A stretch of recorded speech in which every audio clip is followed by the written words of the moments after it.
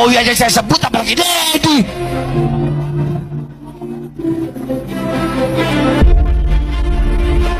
Betul, betul, betul. Saya nggak ada urusan, saya nggak ada urusan, nggak ada urusan saya. Iblis saya makan kok. Dedi lagi. Dengar-dengar mau nyalon gubernur dia. Mau nyalon dia ya, dengar-dengar. Kalau dia sampai jadi gubernur, kemarin Purwakarta jadi kota kemusyrikan. Kalau dia sampai jadi gubernur Jawa Barat, maka Jawa Barat akan dia bikin jadi daerah yang penuh dengan kemusyrikan, saudara. Jadi Mulyadi kafir, musyrik. Dan orang lain datang dari negara lain ke sini, tiap hari membanggakan leluhurnya, tiap hari bercerita keunggulan leluhurnya, tiap hari kita harus mendengarkan riwayat-riwayat leluhurnya. Setelah itu kita bermahabbah pada mereka, menghormati mereka, mendewa-dewakan mereka, dan kita menganggap diri kita lebih rendah dari mereka. Bahar, kalau kamu berani lawan saya ini 1 lawan 1, kamu ngatain ke abah saya Kang Deddy Mulyadi musyrik. Omongan kamu itu harus dijaga, Bahar. Kalau berani kamu lawan saya 1 lawan 1, ayo duel. Di mana kita ketemuan, Bahar? Jangan cuma banyak bacot ente. Ayo lawan saya, Bahar. Kamu itu sering ngatain ulama-ulama yang dekat dengan pemerintahan, ulama monyet, ulama setan. Apa bedanya kamu dengan monyet, Bahar? Goblok kamu itu, Bahar. Kamu itu sama seperti ucapan yang kamu katakan, yaitu ulama-ulama bersorban, yaitu kiai monyet ente itu, Bahar. Kalau kamu tahu, goblok kamu itu. Kalau ente berani datang ke Banten 1 lawan 1 dengan saya. Mengidentikan diri Anda sebagai muslim yang taat karena Anda beragama Islam? Ketaatan dan ketidaktaatan itu bukan urusan saya. Masa saya harus mengaku taat? Allah yang menilai, bukan diri saya. Persoalan ketaatan manusia, keimanan manusia, dan ketakwaan manusia hanya Allah yang bisa memahami, yang mengetahuinya.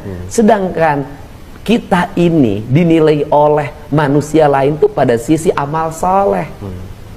Mungkin kalau saya memimpin ini banyak ngurusin orang-orang miskin, ngurusin anak-anak yatim, bangunin rumah orang-orang miskin, ngurusin orang yang sakit, dijemput ke rumahnya pakai ambulan, dianterin ke rumah sakit, dianterin lagi ke rumahnya, membuka seluruh ruang kelas di rumah sakit, di 11 rumah sakit. Kalau kelas 3 penuh, Anda masuk ke kelas 2. Kalau kelas 2 penuh, masuk ke kelas 1. Biarkan pemerintah bertanggung jawab.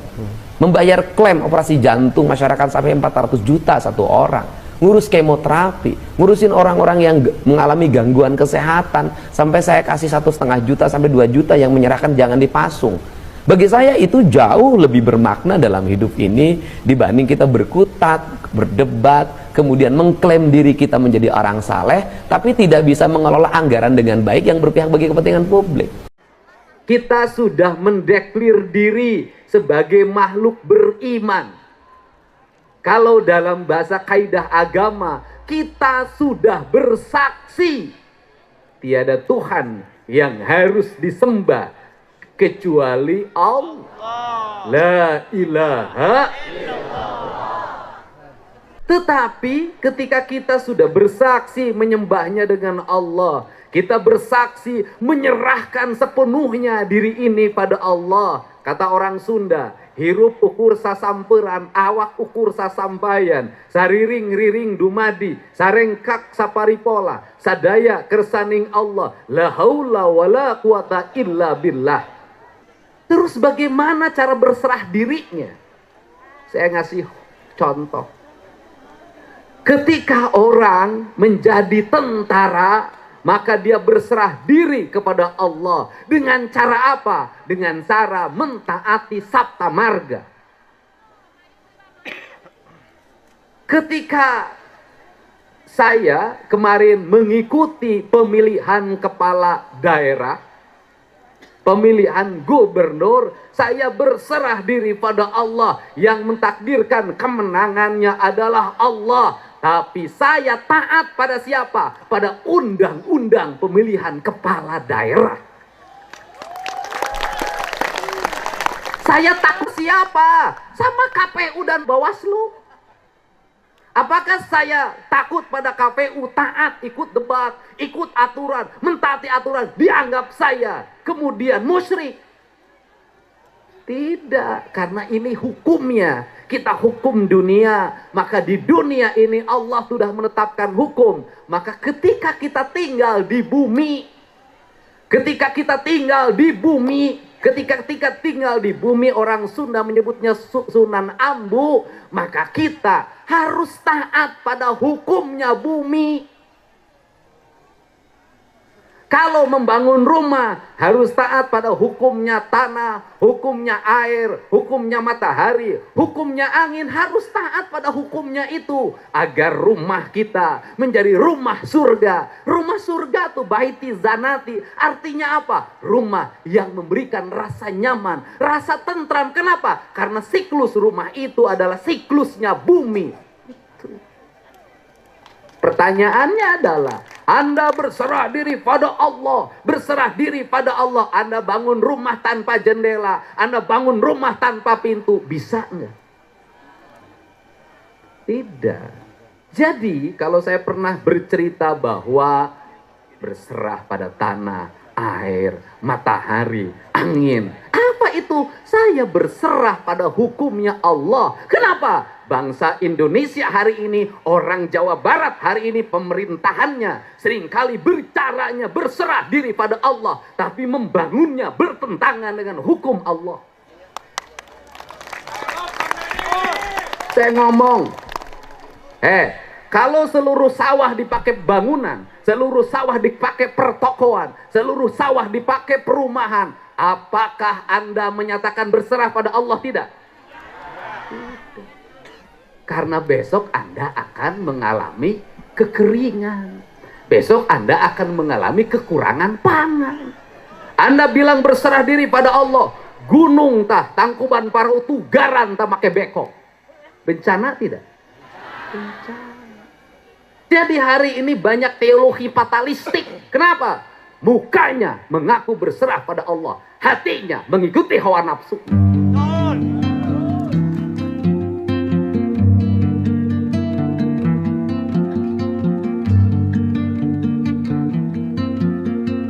Teologi fatalistik ini berbahaya. Kenapa? Akan mengakibatkan kita beragama penuh dengan kepalsuan. Ini penting. Jadi, kunaon atuh orang Sunda teh henteu makmur.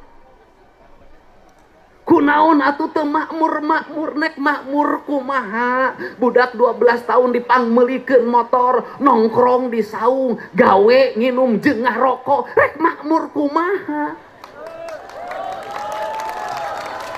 Nggak bisa. Harus dirubah. Maka dari dulu saya memimpin bukan hanya membangun jalan, bukan hanya membuat gedung, bukan hanya membangun irigasi, bukan hanya membangun rumah sakit, bukan hanya membangun puskesmas, tetapi yang lebih penting dari semua itu adalah membangun karakter manusia Sunda agar dia sadar dirinya di mana, dari mana, dan akan kemana. Itu jauh lebih penting dari apapun. Ini penting. Untuk itu, hai anak-anak Jawa Barat, kalau ingin maju, rubah dirimu. Rubah sikap mentalmu. Orang tua, ingat, banyak orang tua ketika anaknya saya benarkan, marah orang tuanya, benci pada saya. Dan saya orang yang tidak takut dibenci oleh siapapun kalau ingin merubah anak bangsa Indonesia. Saya tidak takut. Dan saya menyampaikan ucapan terima kasih pada seluruh warga Jawa Barat yang memberikan kepercayaan pada saya dan Kang Erwan untuk memimpin Provinsi Jawa Barat.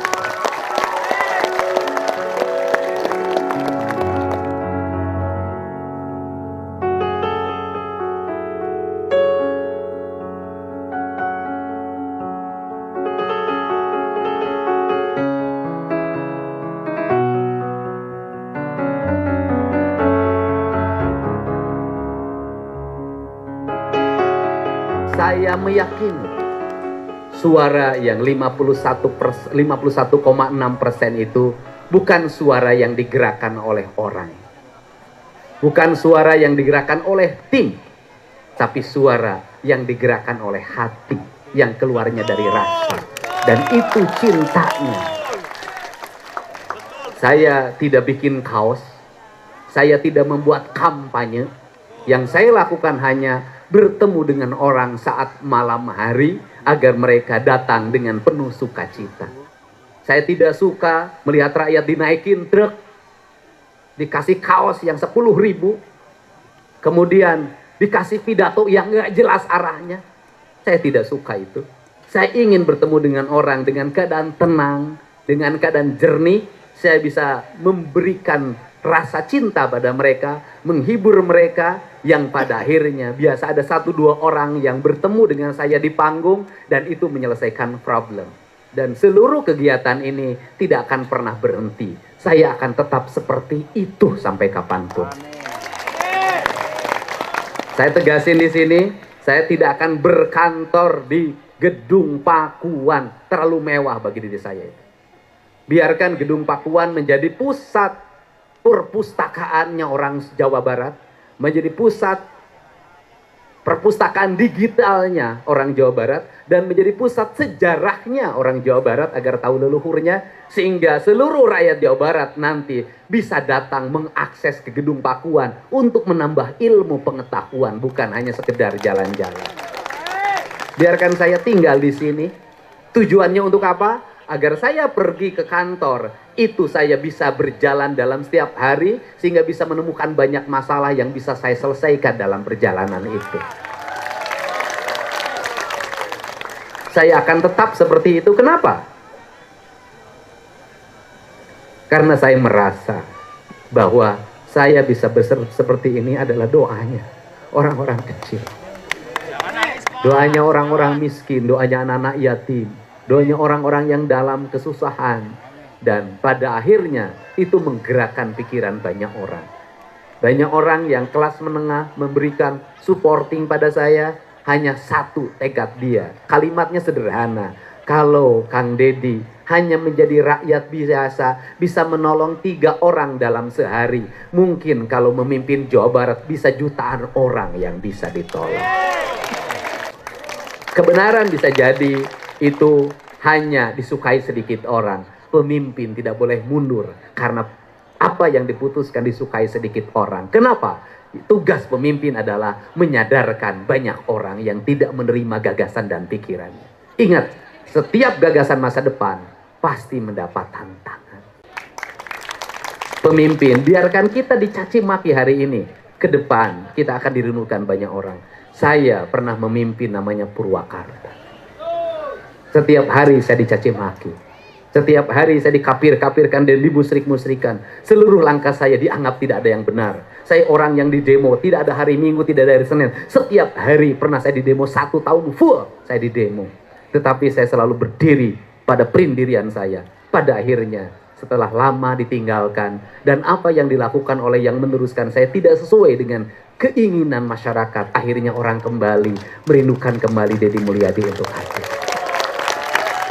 Itulah kita. Bahasa kasar, lebih baik kita dicaci maki, tapi besok kita punya harga diri.